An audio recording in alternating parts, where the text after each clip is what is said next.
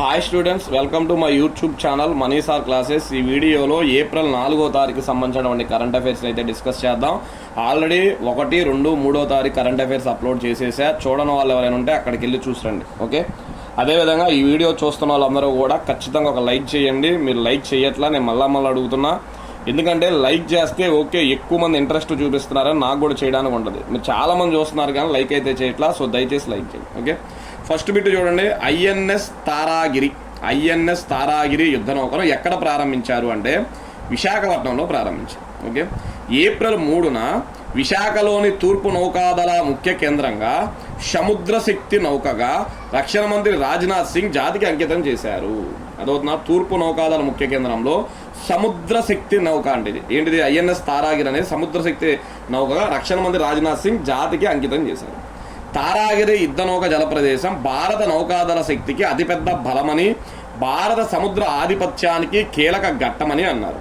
దీని నిర్మాణంలో 75% స్వదేశీ సాంకేతిక పరిజ్ఞానాన్ని ఉపయోగించారు. స్వదేశీ అన్నమాట, అదొన్న మన దేశానికి సంబంధించిన టెక్నాలజీని ఉపయోగించారు. ఈ సందర్భంగా పూర్తి స్వదేశీ పరిజ్ఞానంతో రూపొందించిన అణు జలాంతర్గామి ఐఎన్ఎస్ అరిదమాన్, గుర్తుపెట్టుకోండి దాని పేరు ఐఎన్ఎస్ అరిదమాన్ ను రక్షణ మంత్రి రాజ్నాథ్ సింగ్ లాంఛనంగా నేవీలో ప్రవేశపెట్టారు. అదవునా చూడండి. ఇదే సమయంలో ఒక అణు జలాంతర్గామి సబ్మరైన్ అంటారు, ఐఎన్ఎస్ అరిదమాన్ అంటారు. అణుశక్తితో నడిచే జలాంతర్గాములను కలిగి ఉన్న America, Russia, Britain, France, China దేశాల సరసన భారతదేశం కూడా చేరింది. చూడండి, ప్రపంచంలో అణు జలాంతర్గాములు ఇప్పటి వరకు ఈ దేశాల్లో ఉన్నాయంట. ఇప్పుడు ఇండియాలో కూడా వచ్చింది. ఆ అణు జలాంతర్గామి పేరేంటి అంటే ఐఎన్ఎస్ అరిదమాన్ అంటారు. ఓకే, నెక్స్ట్ చూడండి. సెకండ్ బిట్ మిన్ ఆంగ్ హాయింగ్ అంటారు. హాయింగ్ అవునా? మిన్ ఆంగ్ హాయింగ్ ఏ దేశ నూతన అధ్యక్షుడిగా ఎన్నికయ్యారు అంటే మయన్మార్ దేశ నూతన అధ్యక్షుడు. మయన్మార్కు నూతన అధ్యక్షుడిగా 2021 తిరుగుబాటుకు అధ్యక్షత వహించిన సీనియర్ జనరల్ మిన్ ఆంగ్ హలాయింగ్ ను అక్కడ పార్లమెంట్ ఎన్నుకుంది.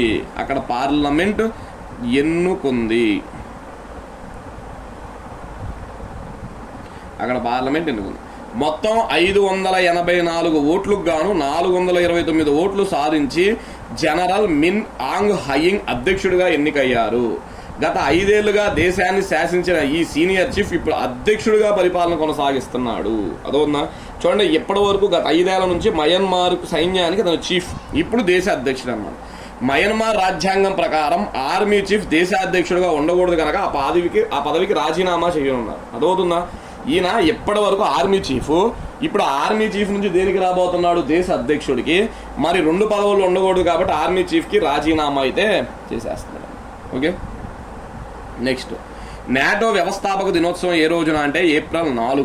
నాటో వ్యవస్థాపక దినోత్సవం. నాటో అంటే ఏంటి? నార్త్ అట్లాంటిక్ ట్రిటీ ఆర్గనైజేషన్ అంటారు. Brussels, Belgium. ఏంటిది ఇది? దాని ప్రధాన కార్యాలయం బ్రసెల్స్ అనే నగరంలో ఉంది, బెల్జియం అనే దేశంలో ఉంది.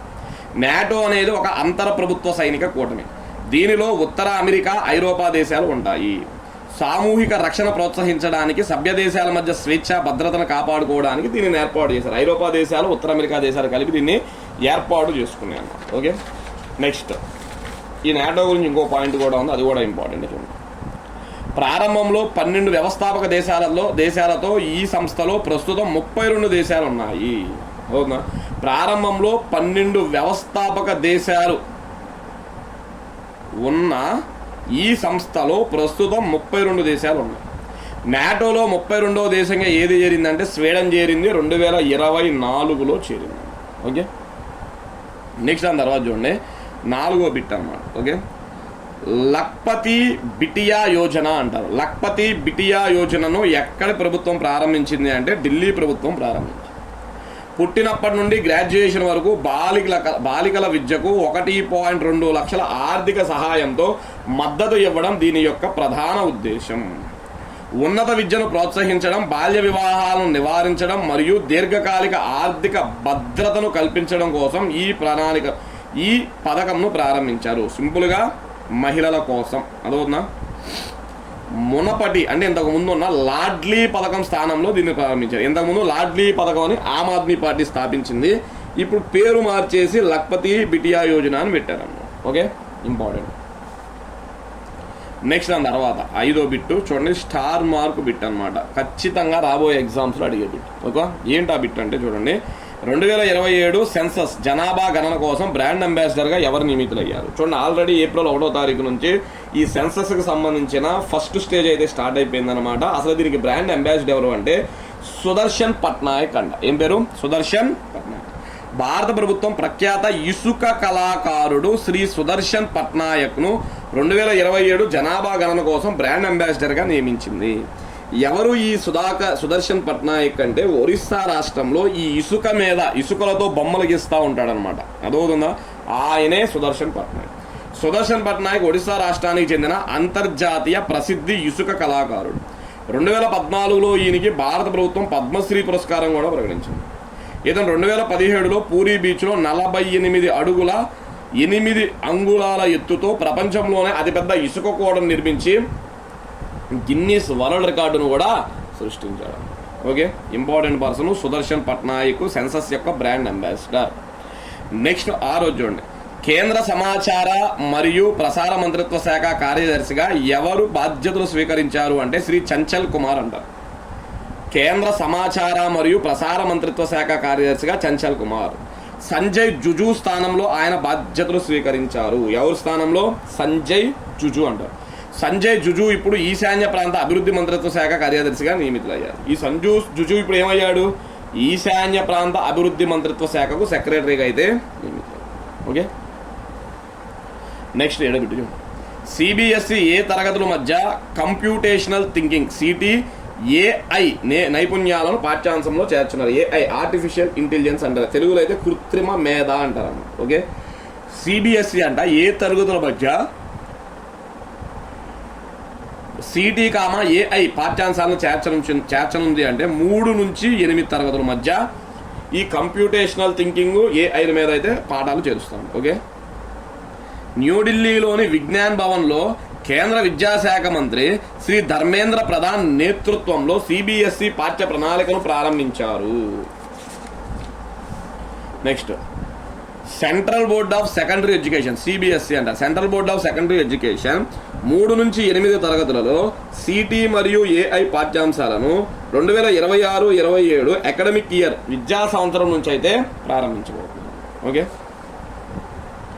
నెక్స్ట్ చూడండి 8, పునరుత్పాదక ఇంధన సామర్థ్యంలో రెనవబుల్ ఎనర్జీ అంటారు, రెనవబుల్ ఎనర్జీ కెపాసిటీ అంటారు.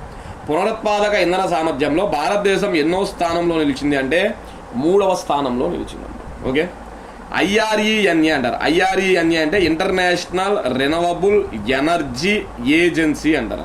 Okay, international renewable energy agency నివేదిక ప్రకారం భారతదేశం పునరుత్పాదక ఇంధన సామర్థ్యంలో 3వ స్థానంలో ఉంది. ఎన్నో స్థానంలో ఉంది? 3వ స్థానంలో.